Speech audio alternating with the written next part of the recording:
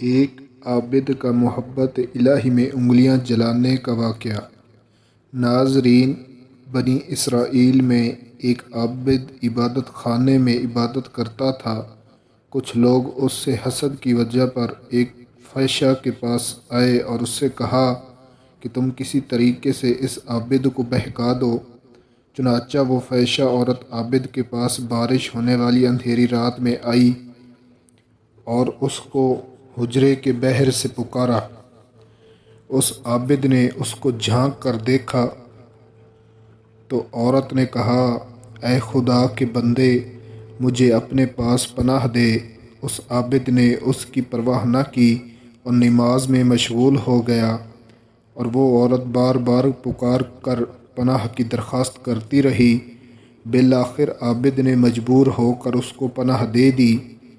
اس سے وہ عابد کے سامنے لیٹ گئی اور اپنے بدن کی خوبصورتیاں دکھانے لگی، یہاں تک کہ عابد کا نفس اس کی طرف میل ہو گیا۔ پھر عابد پر اللہ کی محبت کا غلبہ ہوا اور اس نے اپنے نفس سے کہا، اللہ کی قسم، ایسا ہرگز نہیں ہو سکتا۔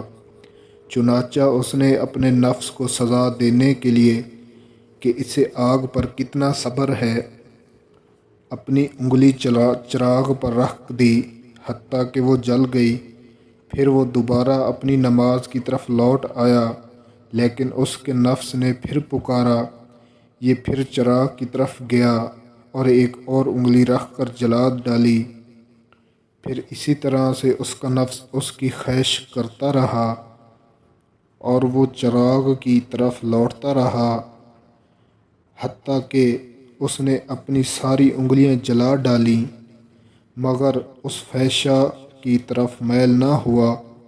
اس عورت نے جب اس نوجوان کی نفس کشی اور خوف خدا دیکھا تو اس عورت نے ایک چیخ ماری اور مر گئی۔ ناظرین، یہ ہوتے ہیں اللہ کے ولی بندے، اللہ کے نیک بندے۔